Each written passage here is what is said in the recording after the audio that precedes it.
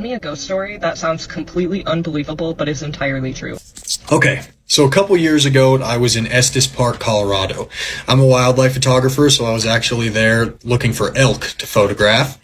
And I've always just been fascinated with all this paranormal stuff. I love watching ghost shows. I love watching Sam and Colby on YouTube. It's all so fascinating to me, even though I've never had a paranormal experience up till this moment.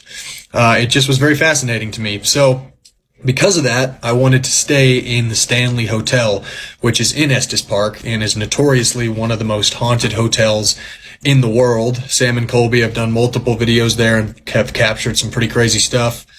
Anyways, I even decided to buy one of those little spirit boxes to see if I could communicate with anything while I was there. So I roll up to the Stanley, I get my room, and then I go back into my truck, got some dinner, and I drove back and was sitting in the parking lot of the Stanley, and I was FaceTiming my sister at this moment. And I was like, hey, should I open this spirit box up and try it out in the parking lot here? And we're like, yeah, sure, why not?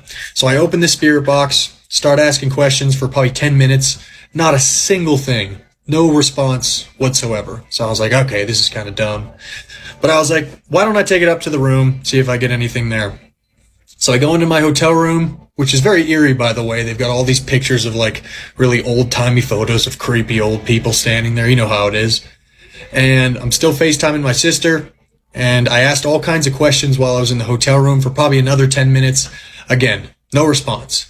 So I say to my sister, I go, well, it clearly doesn't like me, so why don't you ask it a question?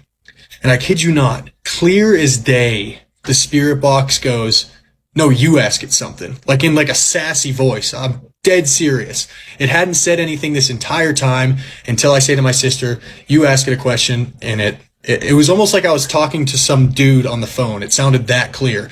It says, no, you ask it something. And I freaked out. I turned the spirit box off. My sister started freaking out over the phone. And to this day, I just can't explain it. You know, I can't really debunk it. I'm a very rational person. So I've tried, and I've even taken apart the spirit box, and it's just a normally wired like radio device. So anyways, it was quite the creepy night that night staying there alone. I slept with the lights on. But yeah, that's my story. So pretty weird stuff.